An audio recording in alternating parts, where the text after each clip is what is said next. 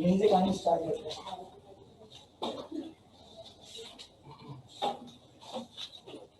Gases are, इसको correct कर लीजिएगा, are good conductor of electricity at low pressure. Pressure low रखेंगे, vacuum leakage generate होगा, अंदरूनी प्रेशर होगा, ठीक है ना, हाई प्रकार के लोग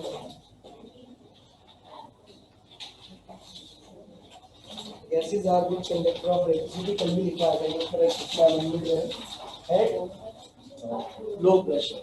हवा का दबाव कम होगा, प्रेशर कम होगा, तो वहां पे पार्टिकल्स कम पाए जाएंगे, ऐसे ही गैस के, और ऐसे में चार्ज क्या करेगा, फ्लो कर जाएगा, उसे रास्ता मिलेगा। समझ आ रही है बात? ठीक है, इसे लिखिए, ठीक है, यहाँ लो लिखिएगा, ठीक है, एट लो प्रेशर।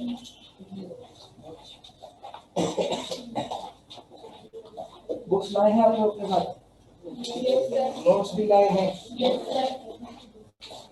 बुक, एक बुक मुझे दे दीजिए ताकि मैं पेज नंबर रेफर कर सकूं। मेरी आवाज़ थोड़ी खासा बैठी है, लोगों ने प्रोवाइड कर दी, बाकी दो बच्चे शेयर करना बुक।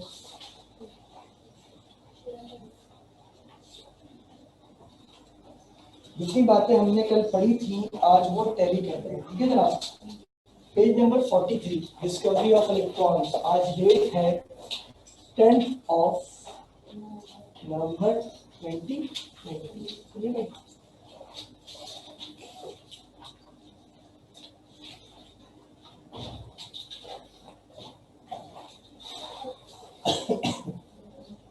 डिस्कवरी ऑफ इलेक्ट्रॉन्स कल हमने पढ़ा था, आज बुक से इसे रिव्यू कर रहे हैं। डिस्कवरी ऑफ इलेक्ट्रॉन्स, जिसे कैथोड रे भी कहते हैं, ऐसा ही है। यह है बुक का पेज नंबर 43। जितनी बातें पढ़ी थी, डिस्चार्ज ट्यूब क्या होता है, कैसे बनता है, इलेक्ट्रॉन कैसे ट्रैवल करते हैं, आज हम रीड आउट करेंगे। तो क्योंकि मेरी आवाज थोड़ी है बैठी हुई, तो आप रीड कर सकते हैं बेटा।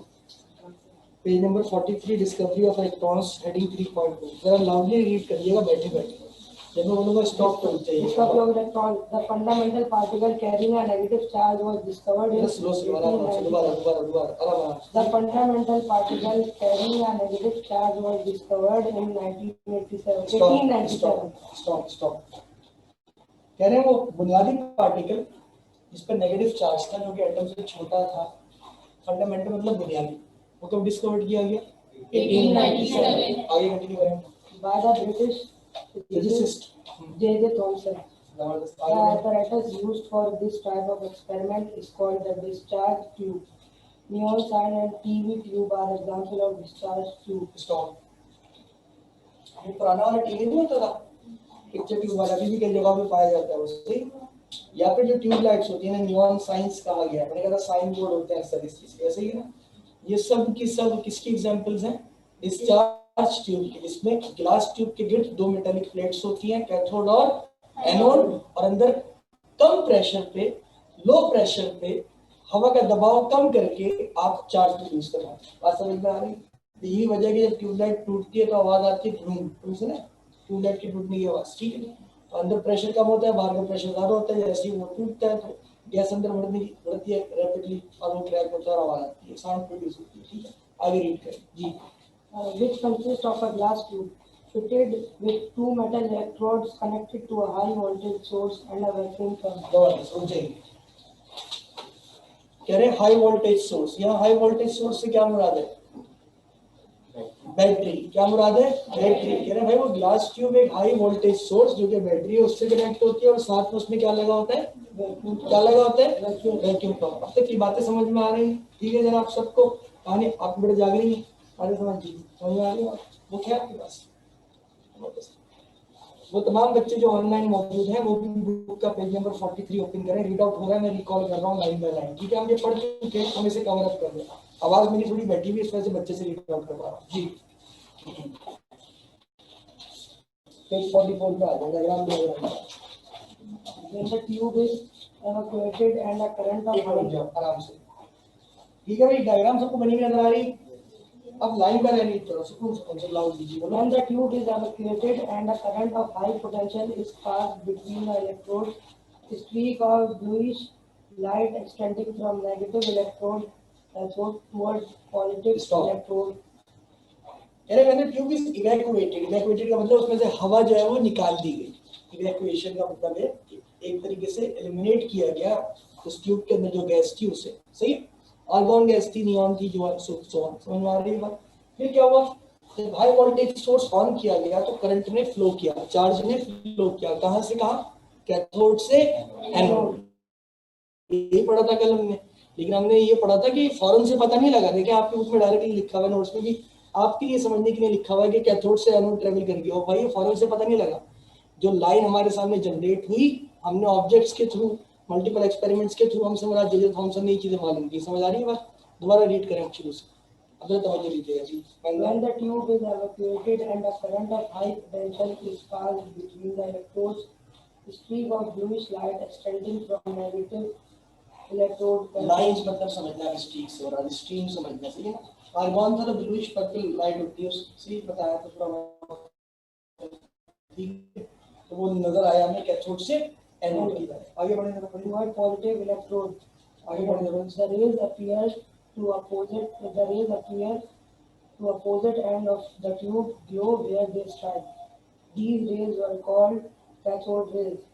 Thomson showed that these rays were deflected towards the positive plate in electric and magnetic field. तो चाहिए मैंने बताया था, अगर हम स्ट्रॉन्ग इलेक्ट्रिक या मैग्नेटिक फील्ड आगे रखते हैं, यानी पॉजिटिव और नेगेटिव चार्ज आगे रखते हैं, तो ये नेगेटिव पार्टिकल्स ये नेगेटिव रेज किस तरफ मूव हो जाएंगी? पॉजिटिव। इसका मतलब इनको खुद पे चार्ज क्या है? नेगेटिव। लेकिन वही बात यहाँ पे की गई है, ठीक है। आगे बढ़े।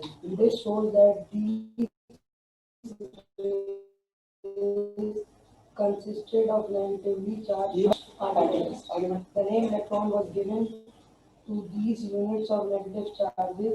Electrons were obtained in negative charges को क्या नाम दिया गया बाद में? electrons. आगे बढ़े। Irrespective of the nature of cathode or the gas. मैंने कहा था ना कि शक में भाई हो सकता है ये आर्गन गैस का कमाल हो, तो गैसेस बदल के देखी गई, मेटल की प्लेट्स बदल के देखी गई, आयरन, कॉपर, मल्टीपल मेटल्स, तब भी सेम कंडीशंस पे इन रेस की सेहत पे कोई इम्पैक्ट, इनकी नेचर पे कोई इम्पैक्ट नहीं पड़ा। मतलब ये her nature. The name electrons.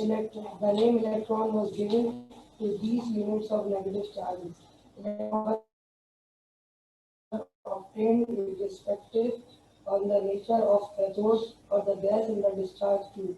This proves that electrons are constituents of Constituents का मतलब होता है हिस्सा, constituents of all matter। ये एक बहुत बड़ा कंक्लूजन था, समझ आ रही है बात? इसका मतलब एटम फंडामेंटल पार्टिकल नहीं है। अब सबको शुरुआत आना शुरू हो गया ज़हन के अंदर। कौन फंडामेंटल पार्टिकल है? कोई नेगेटिव चार्ज जो एटम के अंदर पाया जाता है। बात समझ आ रही है? इसके बाद वो पॉइंट्स रीड करें जो प्रॉपर्टीज की जो से रीड करा गुड बेटा। रुक जाओ चल, थोड़ी पहली फुर्सत में डिस्कवरी ऑफ इलेक्ट्रॉन जो पेज नंबर 43 पे पढ़ना स्टार्ट किया। आज का दिन और आज की डेट लिख दे, ट्यूसडे 10th of November।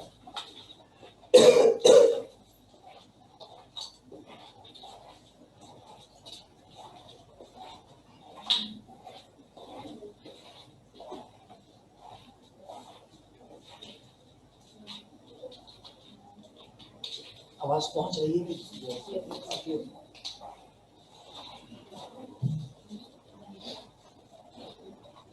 हाँ लिख लिया सबने? अब इधर से कोई मोहतरमा को रीड करना चाहे लाउडली और सुकून से।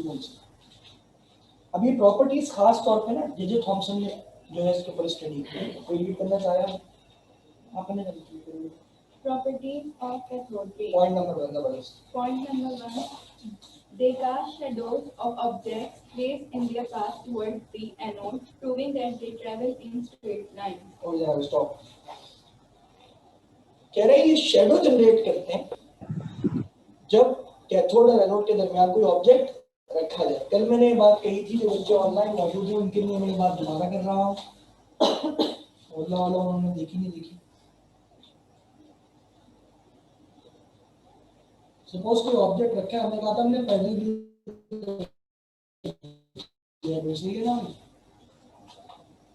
जैसे विंड टर्बाइन वाले ने कैसे ही बिल कर दिया हमने, बहुत लाइट वेट वाला, सही है। ठीक है जनाब, ये रहा आपका कैथोड, ये रहा आपका एनोड, लेकिन ये जोड़ को नहीं पता कैसे लगेगा कैथोड है, नेगेटिव चार्ज और पॉजिटिव चार्ज, वायर्स में पॉजिटिव चार्ज और नेगेटिव चार्ज। जो लाइंस हैं वो जा रही हैं इस तरफ,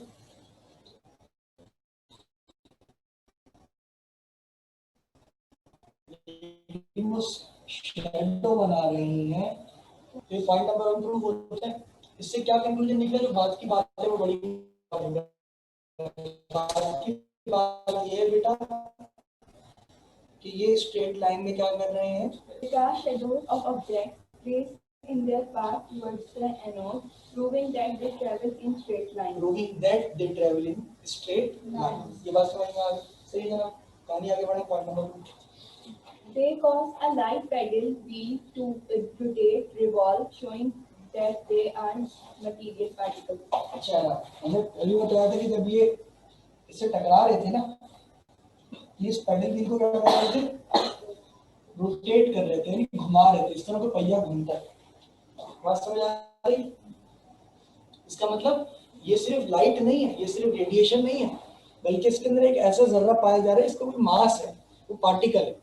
जब भी वो टकराने के बाद घुमाने की कोशिश कर रहा है इसमें, समझ होता है ना। कोई बॉडी किसी बॉडी से टकराएगी तो या तो किसी वाइब्रेशन होगी, ये पढ़ेंगे आप फिजिक्स के अंदर, लॉ ऑफ कंजर्वेशन मोमेंटम, मास और वेलोसिटी का मिक्सचर। फिलहाल कोई बहुत हैवी बॉडी, मैसिव बॉडी, काफी स्पीड से आप किसी छोटी बॉडी से टकरा गए, सपोज फुटबॉल किक मार दी, वो साथ उड़ती नहीं जाएगी वो, ऐसा ही। पर हमने पहले ही फिक्स किया हुआ है, और ये ऐसे नहीं कि उन्होंने उड़ा के फेंक दिया पैडल व्हील को, क्या करा, रोटेट करना शुरू कर दिया। हमारा ऑब्जर्वेशन क्या है कि जो चीज निकल रही है कैथोड से वो नेगेटिवली चार्ज है, स्ट्रेट लाइन में ट्रेवल कर रही है, और उसमें इतनी सलाहियत मौजूद है, इतना मैसिव है वो, इतना मास उसमें पाया जा रहा है कि उस पैडल व्हील को क्या कर रहा है, रोटेट। इसका मतलब इनका पार्टिकल नेचर, इनका कोई ना कोई मास है, ख्वाह वो कम है। अगर ज्यादा होता तो क्या होता, उड़ के चला जाता है। बारे में क्या गया, पॉइंट नंबर को दोबारा रीड करें। They cause a light pedal wheel to rotate, showing that they are material particles. दोबारा पढ़िए बेटा, sorry. They cause a light pedal wheel to rotate, showing that they are material particles. ये बात सबको समझ आ गई, कंफर्म। पॉइंट नंबर 3 रीड करें मेरे वापस। These rays, although invisible, cause some material to glow or produce fluorescence. अच्छा, जब कुछ और तरह के ऑब्जेक्ट्स रखे गए ना, तो रेडिएशन में देखा गया कि ये फ्लोरेसेंस यानी चमक पैदा कर रहे हैं। क्या पैदा कर रहे हैं, चमक। और सब मटेरियल्स को ग्लो भी कर रहे हैं। जैसे कि सपोज मैंने ये पैडल व्हील रखा, समझाने का तरीका बता। आपने फॉरेंसिक्स वालों का नाम सुना, फॉरेंसिक्स वालों अक्सर FIA या CBI वाले जो होते हैं, अगर कहीं कोई क्राइम सीन होता है तो वहाँ जाने के लिए वो लेबोरेटरी वालों का, जो उनकी केमिस्ट होते हैं, उनकी हेल्प लेते हैं। सही, तो फास्फोरस का स्प्रे करते हैं और फिर हाथ लगा के अल्ट्रावायलेट रेडिएशन में देखते हैं, स्पॉट्स नजर आते हैं, इसके थंबप्रिंट है। सही बात समझ आ रही?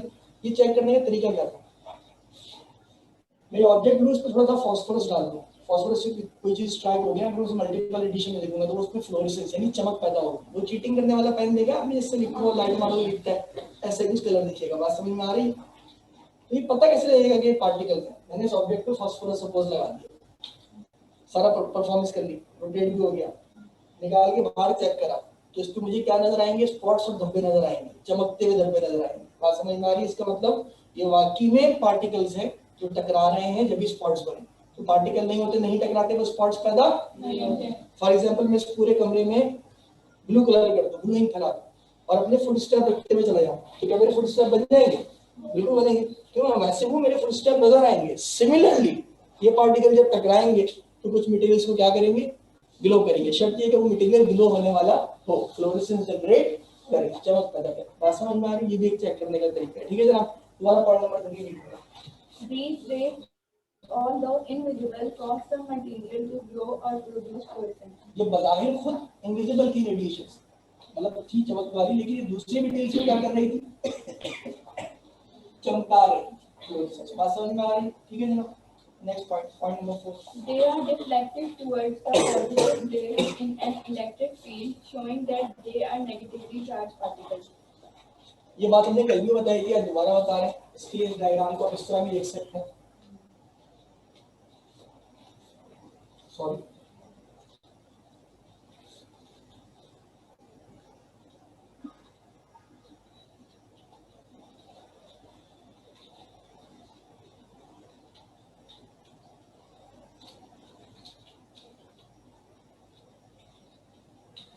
Positive terminal of the electric field, और ये क्या है,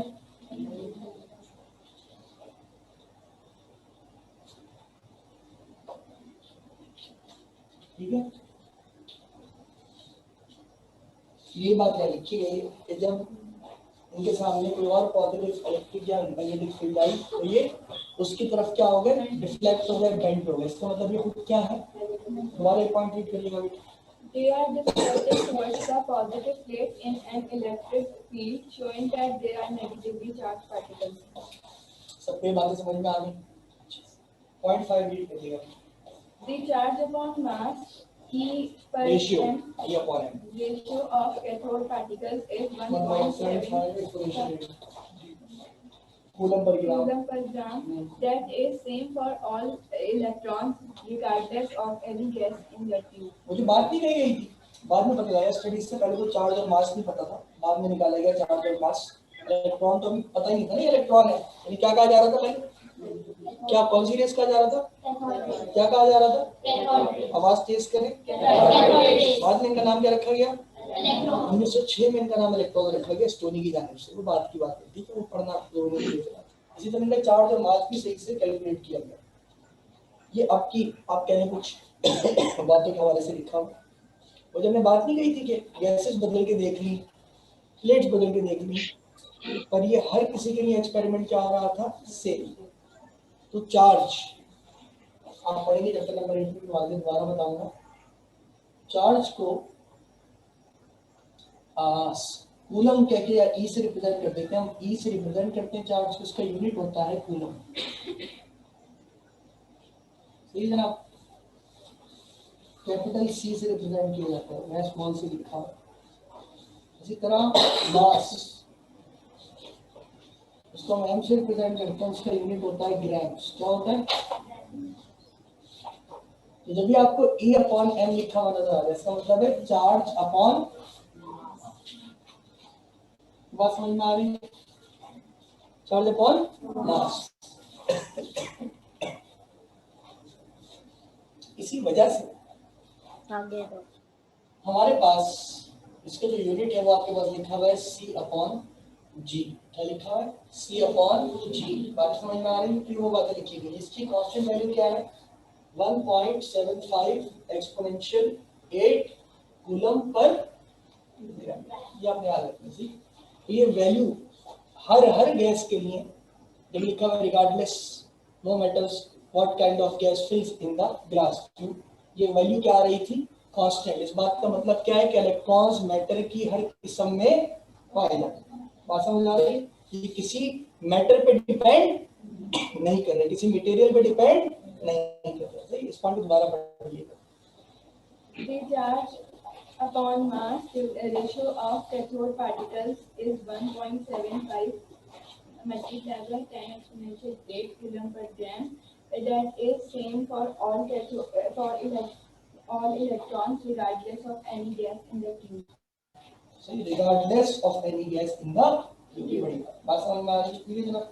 लास्ट पॉइंट लिखते हैं, They can produce mechanical pressure indicating their possessive kinetic energy. ये पहले वाले पॉइंट से रिलेटेड है। मैकेनिकल प्रेशर मतलब इनमें ये सलाहियत मौजूद है कि इस व्हील को क्या कर सके, रोटेट।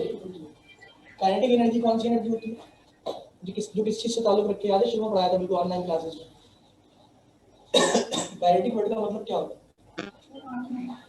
क्या मतलब, जोर से बोले। Movement. और बच्चों ने सुना क्या बोला इन्होंने, क्या होता है, मूवमेंट। उर्दू में कह सकता हूँ हरकत। तो काइनेटिक एनर्जी कौन सी एनर्जी होगी, जो किसी भी बॉडी को मूव करने में यूटिलाइज, जैसे मैं मूव कर रहा हूँ तो मेरी कौन सी एनर्जी यूटिलाइज हो रही है, काइनेटिक एनर्जी। बात सबको समझ में आ रही है। इलेक्ट्रॉन्स क्योंकि कैथोड रेज है, जब वो ट्रेवल कर रही हैं तो वो टकरा के मैकेनिकल प्रेशर जनरेट कर रही है। मैकेनिकल एनर्जी क्या होती है, काइनेटिक एनर्जी और पोटेंशियल एनर्जी का मिक्सचर। ये जगह तो याद आ रहा है, पढ़ाया था ये, इसको ऐड करोगे तो वो व्हील मूव करेगा, कुछ याद आ रहा है? विंड एनर्जी ये सब पढ़ाया था मैंने शुरुआती क्लास में, जाके देखिएगा बेटा, बहुत पुरानी बात है, फाउंडेशन क्लासेस जुलाई की, ठीक है। तो ये बात समझ में आ रही है कि इलेक्ट्रॉन्स खुद मूव हो रहे हैं, तभी वो क्या जनरेट कर रहे हैं, मैकेनिकल प्रेशर, यानी अपनी वजह से किसे मूव करा रहे हैं, दूसरे ऑब्जेक्ट। बातें समझ आ रही, बातें समझ आ रही, रीड करें दोबारा से। They can produce mechanical pressure indicating the possessive kinetic energy. They can generate mechanical pressure indicating that they possesses, इनके अपने अंदर क्या होती है, काइनेटिक एनर्जी। ये बात समझ में आ रही है? तो बेटा यहाँ डिस्कवरी ऑफ इलेक्ट्रॉन्स का टॉपिक होता है बाइंडर। आपको समझ में आ गया इसके इंट्रोडक्शन में क्या है, इसकी एक्सप्लेनेशन में कंस्ट्रक्शन की बात की गई है सेल की, और फिर कुछ कंक्लूजन्स की बात की गई है, और ये 6 पॉइंट्स हैं कि जे थॉमसन की प्रॉपर्टी उसमें ऑब्जर्व की कैथोड रेज की, ये भी खासी इंपॉर्टेंट। समझ आ रही है बात? ठीक है, हमारा अगला टॉपिक क्या होगा?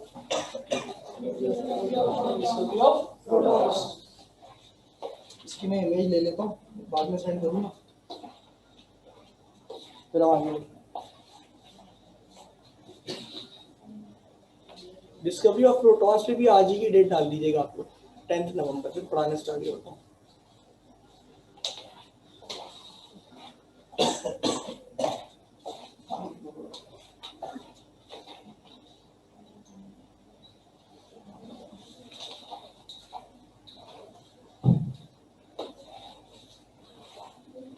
यार डस्टर नहीं है ना, इसलिए लेकर आ जाओगे जल्दी से। अच्छा भाई, हम बात कर रहे हैं 1886।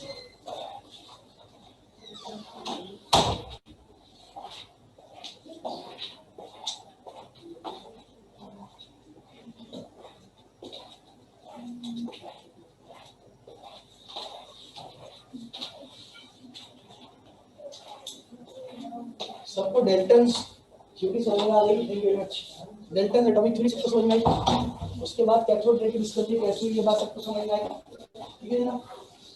इनकी वैल्यूज भी आपको बताऊंगा, मैं कैलकुलेटर है किसी के पास, जो तुम कैलकुलेटर दो, साइड पे किसी के पास है, निकालो जल्दी आ जाएगा।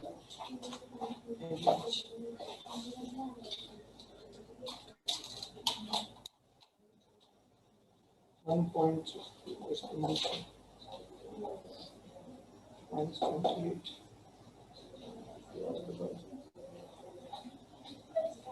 so charge 1.62 1.69 exponential minus 19 coulomb divided by 1.11 exponential minus 48.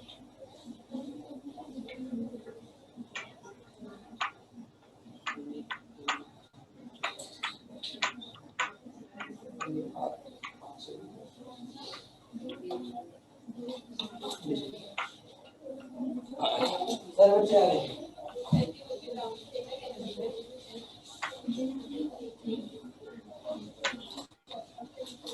बातें नहीं करेंगे ना,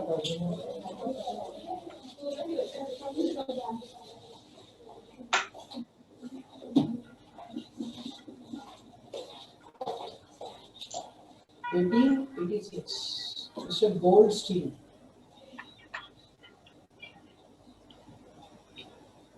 सबसे पहले कैनाल रेस की बात करें, सही, उसके बाद वही 1890 1897 के अराउंड जे थॉमसन इलेक्ट्रॉन की डिस्कवरी के बाद जो था पूरा कैथोड रे की डिस्कवरी के बाद पॉजिटिव फेज, जिसको बाद में कहा गया डिस्कवरी ऑफ प्रोटॉन,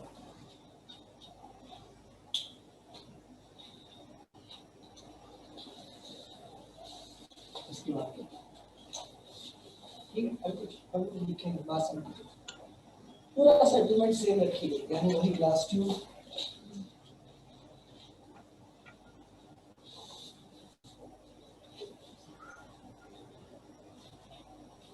वही नेगेटिव प्लेट, वही वैक्यूम पंप, ठीक है?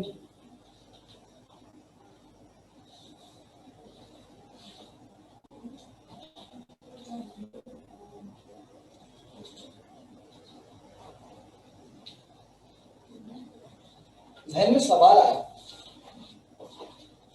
चार्ज सर होता ना कि कौन कौन से नेगेटिव और पॉजिटिव।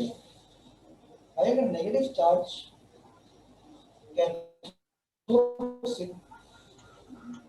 एनोड की जानिब क्या कह रहे हैं, क्या कर रहे हैं, ट्रैवल कर रहे हैं। तो कुछ पार्टिकल ऐसे भी होंगे जो एनोड से बातें गलत तो नहीं है, लेकिन एक्चुअली ये शक कैसे पैदा हुआ? जो कैथोड के पीछे का हिस्सा था ना, ग्लो कर रहा था, चमक रहा था, टेंशन पैदा हो गई कि चमक रहा है। चमक तो ये ज्यादा पड़ा होगा आपने कि जब जाते हैं इलेक्ट्रॉन्स तो स्ट्राइक करते हैं, नोड से पड़ा था ना पॉइंट नंबर 2 ग्लो कर रहे थे। ये किस खुशी में चमक रहा था कि इलेक्ट्रॉन चौंगी घूम के वापस आ गए, किसी लोग ऐसे घूम के वापस आ गए समझाने के लिए, है ना, सोच पैदा हो जाए, है ना। तो शक पैदा हुआ तो भाई ये प्लेट निकाली, कौन सी प्लेट, कैथोड की प्लेट, और इसमें ड्रिल मशीन लगा, यानी इसे कर दिया परफोरेटेड। कैसा कर दिया, यानी इसमें सुराख लगा दिया। असल में तो इन होल्स को क्या कहा गया, और इनसे पास होने वाली रेडिएशन को क्या बोला गया, लेनार्ड रेज, जिन्हें पॉजिटिव रेज भी कहते हैं। तो इन आ रही बात, भाई कोई बड़ा काम नहीं करा, मेटल की प्लेट की ड्रिल मशीन मारी, होल करती है उसको, सही है, ताकि पता लगे वो चीज जा रही है, वो नजर आ रही है यहाँ से जाती है, लेकिन फिर भी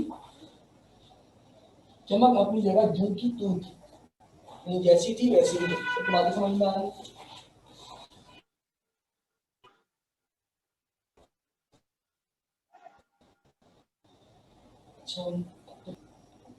साया किस तरफ बनना चाहिए था, एनोड की तरफ या कैथोड की तरफ? हम पॉजिटिव रे डिस्कवर कर रहे हैं, साया किस तरफ बनेगा, एनोड की तरफ बनेगा। भाई एनोड तो पॉजिटिव है ना, कैथोड नेगेटिव है, हम कौन सी वेव डिस्कवर कर रहे हैं, साया किस तरफ बनना चाहिए, लेकिन ऐसा नहीं हुआ।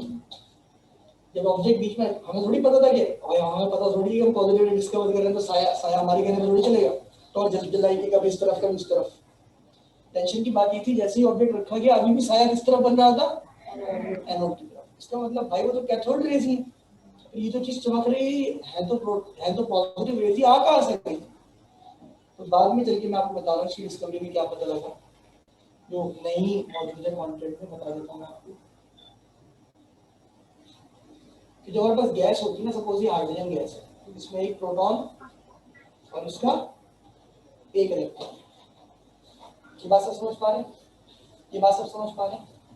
सपोज मैंने हाइड्रोजन गैस फिल की और वैक्यूम भी जनरेट कर दिया, तो हाइड्रोजन गैस के छोटे छोटे पार्टिकल्स क्या यहाँ बीच में घूम रहे होंगे, ऐसे घूम रहे होंगे ना, ऐसे यहाँ से स्पीड में कौन निकल कर आ रहा है,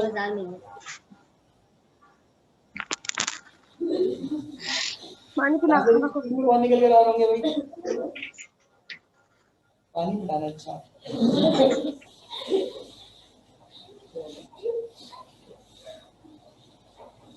स्पीड में कौन निकल कर आ रहे होंगे, इलेक्ट्रॉन जो निकल रहे थे, याद है ये बात, ऐसे ही तो बोलेंगे सभी तो एक्सीडेंट होने के चांसेस, इलेक्ट्रॉन आ रहे स्पीड में और इससे टकराएंगे, घूमते हुए हाइड्रोजन गैस के पार्टिकल्स बिल्कुल ऐसे ही टकराएंगे भाई, बिल्कुल टकराएंगे।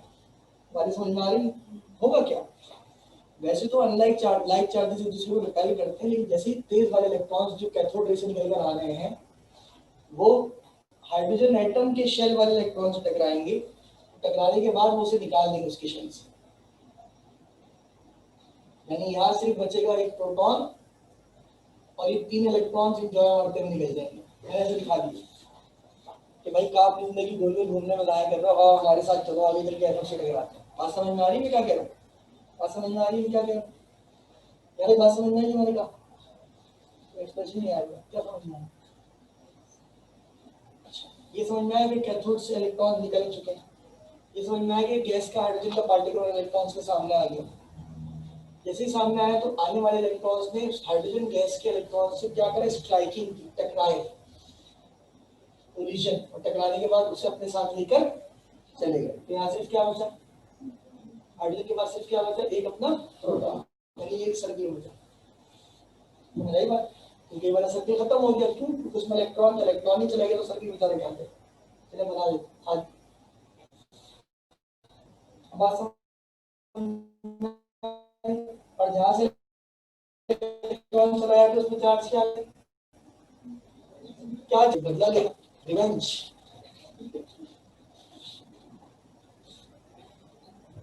क्यों लेगा रिवेंज? मेरा इलेक्ट्रॉन था, लेके चलेगा। कहां से लेगा रिवेंज? यहाँ से इलेक्ट्रॉन्स निकल रहे हैं, और इलेक्ट्रॉन्स कहां से निकल रहे हैं? कहां से निकल रहे हैं इलेक्ट्रॉन्स? कैथोड से। तो यही वजह है कि ये आयोनाइज्ड यानी कैटाइंस, गैस के आयंस, ये जाते हैं ट्रेवल करते हुए किस तरफ? समझिए गैस चैम्बर के अंदर ही होना है, ये जाते हैं ट्रेवल करते हुए किस तरफ? कैथोड पे। और उससे अपना इलेक्ट्रॉन वापस छीन लेते हैं, और जैसे ही अपना इलेक्ट्रॉन वापस छीनते हैं तो हमें क्या नजर आता है?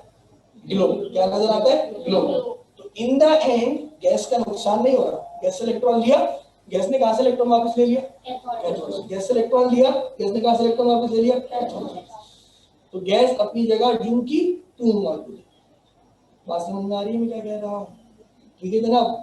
तो यही वजह है कि हम कहते हैं कि जो एनोड रेज या जो आपके पास पॉजिटिव रेज है वो एनोड से कैथोड की जानिब ट्रेवल नहीं करती, बल्कि हम क्या कहते हैं कि पॉजिटिव आयंस या positive rays travel towards cathode. हम ये नहीं लिखते फ्रॉम एनोड टू कैथोड। ये कॉन्सेप्ट क्या है? सही नहीं। बातें समझ में आ रही हैं? तो ये कंटेंट सही कर लीजिएगा। अगर आपके पास लिखा है ना फ्रॉम एनोड टू कैथोड, तो फ्रॉम को कट कर दें, लिखे टुवर्ड्स कैथोड। पहला पॉइंट लिखा हुआ पॉजिटिव रेज का, फ्रॉम एनोड टू कैथोड। इसका फ्रॉम एनोड कट कर दीजिए, फ्रॉम एनोड कट कर दिया, लिखिए टुवर्ड्स कैथोड।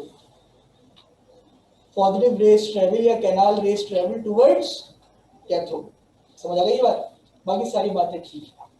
इनको पॉजिटिव चार्ज होता है, जब इनके सामने दोबारा से पॉजिटिव और नेगेटिव फील्ड आएगी तो ये किस तरह मूव हो जाएंगी? ये कोई पॉजिटिव है ना, ये किस तरह मूव हो जाएंगी भाई? नेगेटिव करने की तरफ। बातें समझ में आ रही है? तो मुझे एक बच्चा चाहिए रीड आउट करने के लिए पॉजिटिव रेज डिस्कवरी के लिए। वॉइस में जो कौन रीड करेगा? तुम्हें मुझे हुनर नजर आ रहा है बेटा, सही है। चलो पेज नंबर है 45, इस पे डेट डालो पहले, आज 10 नवंबर। डिस्कवरी ऑफ प्रोटॉन्स लिखा हुआ नजर आ रहा है। लाउडली रीड करना, स्लो स्लो, तफसील नहीं, सही है। शुरू करो। Since atoms are electrically neutral and electron carry negative charge, it follows that for each electron there must be one equivalent charge. Positive charge. It follows that for each positive charge to neutralize that electron. ये जो बात की गई है दोबारा read करवाऊंगा, सही है। हमने पहले भी क्या बोला था? एटम क्या होता है? न्यूट्रल। क्यों? क्योंकि एक एटम में जितने प्रोटॉन होते हैं उतने क्या होते हैं? इलेक्ट्रॉन्स। एक एटम में जितने प्रोटॉन होते हैं उतने क्या होते हैं? इलेक्ट्रॉन्स। जितना पॉजिटिव चार्ज होता है उतने क्या होता है? बेटा आवाज क्या मसला है? आवाज निकल रही। एक एटम में जितने प्रोटॉन होते हैं उतने क्या होते हैं? इलेक्ट्रॉन्स। क्या होते हैं? हाँ, इलेक्ट्रॉन्स। मुझे अभी आवाज तुम्हारी आवाज खराब है क्या? जोर से नहीं देगा, ठीक है। एक एटम में जितने प्रोटॉन होते हैं उतने क्या होते हैं? इलेक्ट्रॉन्स। तो हम कहते हैं ओवरऑल एटम क्या है? Electrically neutral. इसका मतलब जितनी तादाद इलेक्ट्रॉन्स की है, there must be equal number of positive charges that are protons. तो ये लाइन दोबारा रीड करोगे, ठीक है। Since atoms are electrically neutral and electrons carry negative charge, it follows that for each electron there must be one equivalent positive charge to neutralize that electron. यानी बात समझ में आ गई? और उस न्यूट्रलाइज करने वाले पार्टिकल को, जो इलेक्ट्रॉन को न्यूट्रलाइज करता है, उसे क्या बोलते हैं? प्रोटॉन। तो आगे बढ़ो, क्या लिखा हुआ है? This particle is called a proton. ये बात समझ में आ गई सबको? अगला पॉइंट पढ़ोगे। It is one of the fundamental unit of structure of all atoms. The simplest atom of hydrogen H is therefore made up of one electron and one proton. ये बात तो सबको पता है ना? एक हाइड्रोजन एटम, ये हमने इक्वेशन लिखी हुई है ऐसी। सपोज ये H है, इसके पास से इलेक्ट्रॉन चला गया तो ये क्या बन गया? H positive. क्यों? इसमें एक प्रोटॉन थे, एक इलेक्ट्रॉन थे, तो ये क्या था? क्या था? न्यूट्रल, कोई चार्ज नहीं था। और इसका एक इलेक्ट्रॉन निकल गया तो सिर्फ इसमें क्या बचा? एक प्रोटॉन। इसमें चार्ज क्या आया? प्लस। समझ आई बात? ठीक है, आगे बढ़ो। Protons were first observed in apparatus similar to cathode rays tube with a perforated cathode. Perforated का मतलब सुराखदार, जिसमें होल्स हुए हुए हों। समझ आ रही है सिस्टम? In 1886, मैंने बता चुका। ठीक, आगे बढ़ो। their existence were verified and their properties were investigated in 1897 by J.J. Thomson. 97 में 98 का अर्थ सही चलेगा। ये बात समझ में आ गई सबको? ठीक है, डायग्राम भी कुछ ऐसी ही नजर आ रहा है। पॉजिटिव चार्जेस ट्रैवल कर रहे हैं इस तरफ। ठीक है, अब जरा प्रॉपर्टीज रीड करो बेटा positive rays. These rays also travel in a straight line from anode to cathode. नहीं, मैंने क्या बोला? बोलते क्या पढ़ोगे? दोबारा पढ़ो, मैंने इसमें अमेंडमेंट करवाई थी। हाँ, these rays travel to in a straight line towards cathode, ये लिखना है। ठीक है, क्योंकि ये एनोड रेज नहीं है। जब आप पढ़ोगे ना, पढ़ेंगे तो आपको पता लगेगा जब कैथोड रेज एनोड पे आके टकराते हैं तो एक और तरह की रेडिएशन निकलती है, कहते हैं एक्स रेज। मिस्टर रंजन ने पढ़ी निकाली थी, इस तरह की ट्रैवलिंग होती है, इस तरह यहाँ लिखा है। ठीक है भाई, बेटा आगे पढ़ो।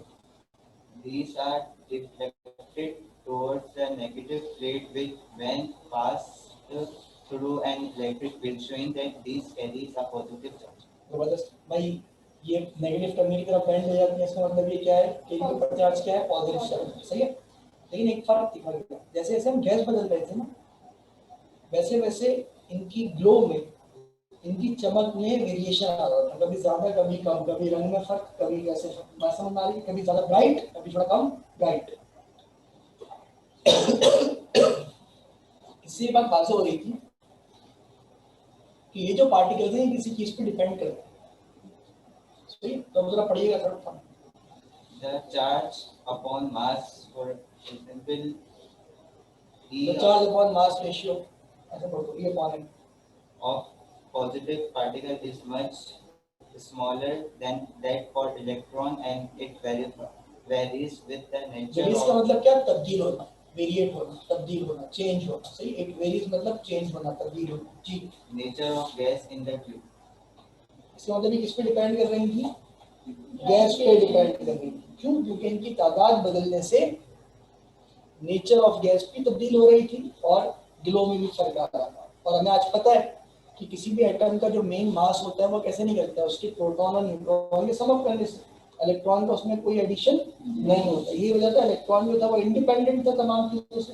और प्रोटॉन की तब्दीली आपको पता है, कहीं एक प्रोटॉन कहीं दो प्रोटॉन न्यूक्लियस के अंदर ऐसे ही ना, वो तो तब्दीली वाले कर रही थी इनकी नेचर के। बात क्लियर?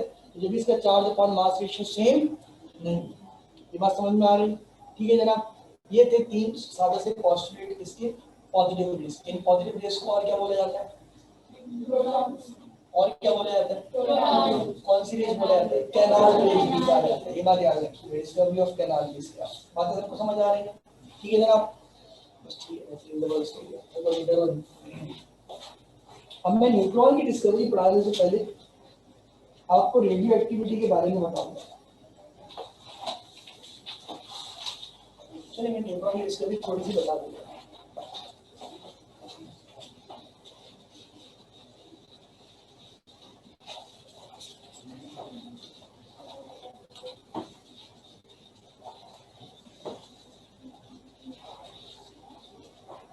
डिस्कवरी ऑफ न्यूट्रॉन में भी आज की डेट डाल दी, रेडियो एक्टिविटी से related.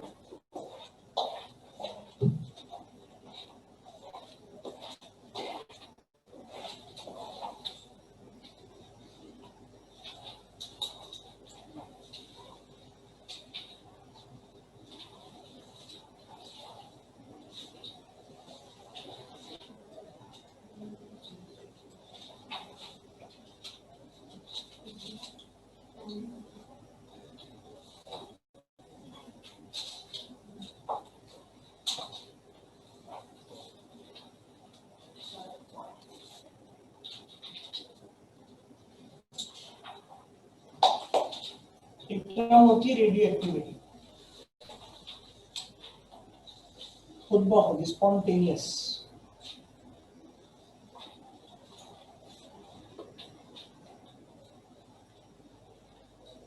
Decomposition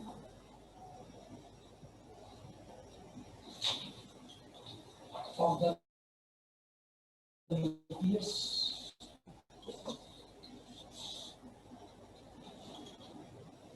of an atom, due to which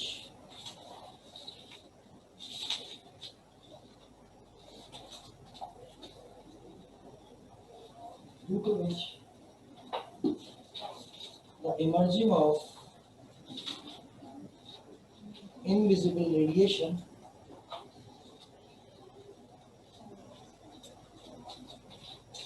take place, या इनिशियली कह सकते हो। सही है। न्यूक्लियस के टूटने से किसी एटम से ना दिखने वाली शुआओं का निकलना, ये क्या कहलाता है? Radio activity. क्या कहलाता है? Radio activity. और इस बारे में आपको बताया था कि 3 साइंटिस्ट थे पेरिस टेस्ट चीज को बताने में। हेनरी बैक्यूलर याद आया, और कौन था? मैरी क्यूरी याद आया, एंड मैरी क्यूरी। और एंड में कौन था? Ernest Rutherford.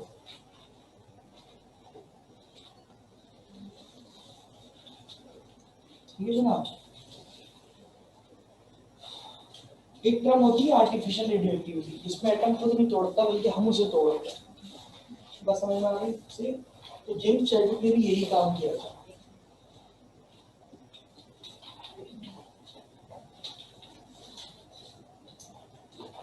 Discovery of neutron से पहले ये सारे मामला थे, वो हम डिस्कस करेंगे थोड़ा लेटर। हमने कहा पहले प्रोटॉन, इलेक्ट्रॉन और न्यूट्रॉन एक साथ डिस्कस करने की। तो पहले ये चीज ऑब्जर्व की गई थी, हमने पहले ही बताया था कि खुद ब खुद शुआएं जो है वो किसी सब्सटेंस से निकलती हैं। बाद में खुद ब खुद नहीं निकलती, इंसान ने क्या करा? फिर उसे आर्टिफिशियल करना शुरू कर दिया, यानी खुद से न्यूक्लियस को क्या करना शुरू कर दिया? तोड़ना शुरू कर दिया। न्यूक्लियस तोड़ना इतना आसान काम नहीं है। सही। तो मैं एक एलिमेंट की बात करता हूँ, बोरॉन। सही। 4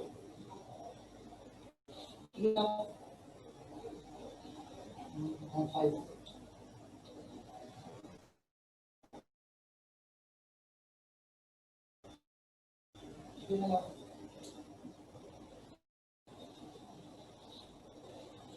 और ये हमारे पास है अल्फा पार्टिकल्स।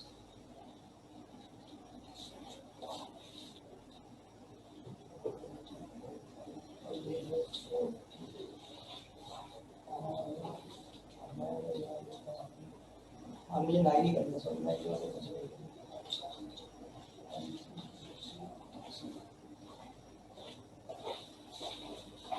हमने हीलियम पे अटैक करवाया, बेरिलियम पे अटैक करवाया, हीलियम पे। ये कुछ खास पार्टिकल्स होते हैं जो +2 चार्ज होते हैं। ये कहलाते हैं अल्फा पार्टिकल्स। क्या कहलाते हैं? क्या कहलाते हैं बेटा? Alpha particles. ये 2 दफा पॉजिटिव 2 चार्ज क्लियर करते हैं। इस चीज को समझना बड़ा आसान है। कैसे? मैं 2 + 4 कर दूं, क्या हो जाएगा? 6। सही। मैं 4 + 9 करूं, क्या आंसर आना चाहिए? 30। क्या आंसर आना चाहिए? 30।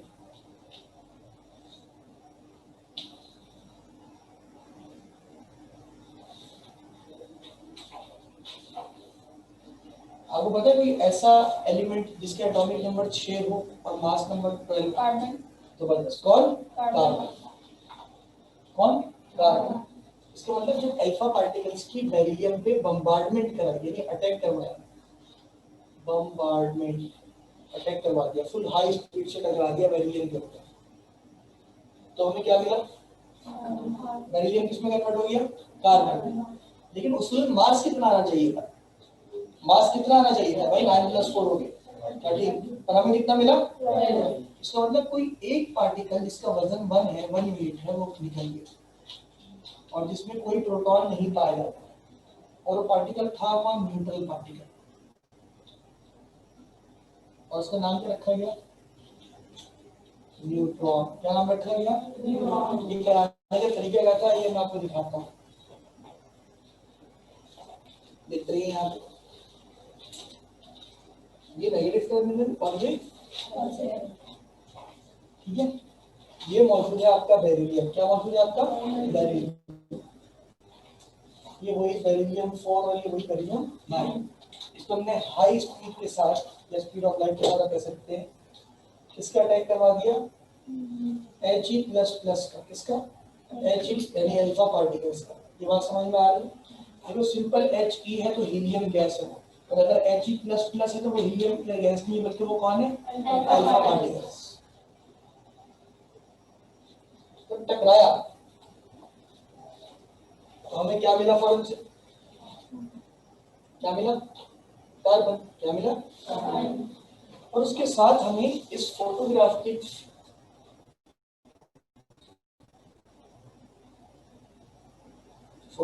प्लेट कहते हैं इस पे स्पॉट्स आएंगे हमारे पास। समझेंगे? फास्फोरस मारा हुआ या सिल्वर मारा हुआ ठीक है। हमें कुछ स्पॉट्स मिले बिल्कुल बीचों बीच जो हमने रीड करे बाद में नहीं समझ लिया। कुछ शुआएं निकली जो सीधा कि क्या होगी? जमा हो गई। हमने सर्किट ऑन भी कर दिया पर भी ना ये पॉजिटिव टर्मिनल की तरफ रिफ्लेक्ट हुई ना ये नेगेटिव टर्मिनल की तरफ। इसका मतलब ये कौन से पार्टिकल्स थे? ये न्यूट्रल थे जब भी किसी फील्ड की जानिब अट्रैक्ट नहीं। इस तरह डिस्कवरी की गई किसकी? बात समझ में आ रही? और ये किसने की? Mister James Chadwick. बातें क्लियर हो? They are neutral particle या they were neutral particle. They didn't deflect on any either side of the positive or negative terminal. It means they were neutral. जी. So what are alpha particles? Helium का nuclear जब helium proton electron lose कर दे तो उसका सिर्फ nucleus बचेगा। अगर मैं हीलियम का शेल डायग्राम बनाऊं समझ गया? वास्तव में कैसे डालते हैं? प्रोटॉन न्यूट्रॉन का मिलता है 2 प्रोटॉन और 2 न्यूट्रॉन। आंसर क्या आएगा? 4। और इसके पहले शेल में कितने इलेक्ट्रॉन्स पाए जाएंगे? 2 ही इलेक्ट्रॉन्स पाए जाएंगे। ऐसे ही जब ये अपने 2 इलेक्ट्रॉन लूज कर देगा और क्या बन जाएगा? सिर्फ और सिर्फ एक न्यूक्लियस। तो इस पे चार्ज क्या आएगा? प्लस। एक प्लस की दूसरा हम प्लस आएगा 2 इलेक्ट्रॉन लूज करके। ठीक है। तो ये हीलियम का न्यूक्लियस अगर एक है तो हीलियम के न्यूक्लियस बहुत सारे हैं तो हीलियम के न्यूक्लियाई। ये क्या कहलाते हैं? Alpha particle. समझ में आ गया? ठीक है जनाब। जब ये कैसे पता लगेगा? तो हम रेडियो एक्टिविटी पढ़ेंगे उसमें अल्फा बीटा गामा रेडिएशन मिलती है। तो मैंने वही कहा ना कि मैंने उसे समझाया जेम्स चैडविक ने आर्टिफिशियल रेडियो एक्टिविटी कैसे अल्फा पार्टिकल्स को यूज करते हुए बेरिलियम पे अटैक करवाया और बेरिलियम को किस पे कन्वर्ट करा? कार्बन। और इसके साथ एक ऐसा पार्टिकल निकला जो किसी भी टर्मिनल की तरफ अट्रैक्ट नहीं हो रहा था और उसका मास 1 न्यूटन था। वो कौन था? कौन था? कौन था? न्यूट्रॉन। और किस के जरिए डिस्कवर हुआ? आर्टिफिशियल। बात समझ में आ गई? क्लियर है जनाब?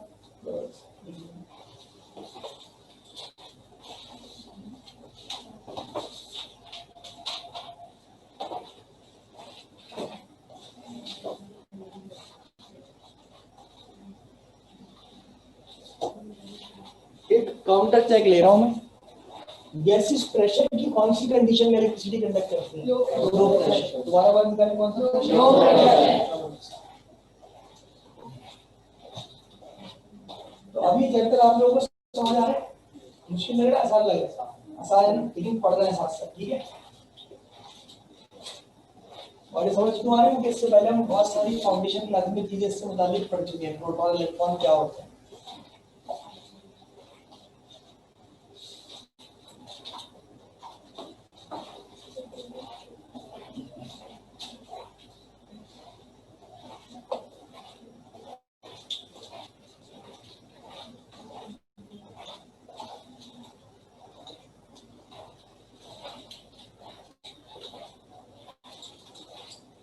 और जब अगली मंडे की क्लास में आएंगे तो क्या चीज रिवाइज कर कराएंगे? बल्कि याद कर कराएंगे। मैंने delta atomic theory. Second topic discovery of electrons in cathode rays. Next topic discovery of proton. उसके बाद वाला डिस्कवरी ऑफ न्यूट्रॉन्स और रेडियो एक्टिविटी का पढ़ा। ठीक है।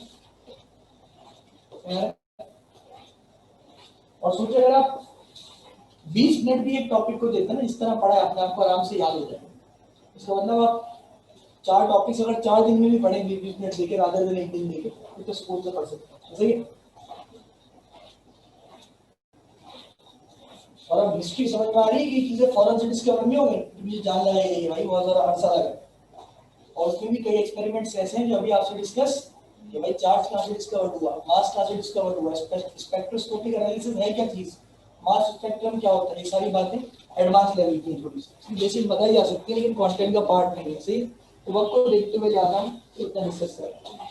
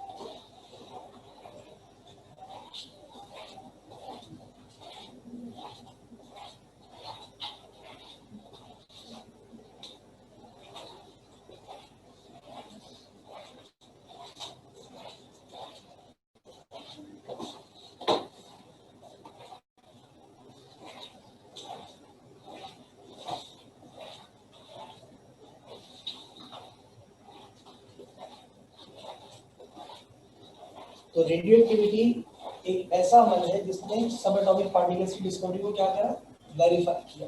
वरना अब तक जिंदगी चल रही थी कोई 100 या 80 साल या 70 साल तक कि आया एटम ही फंडामेंटल पार्टिकल है, इससे छोटे भी फंडामेंटल पार्टिकल्स।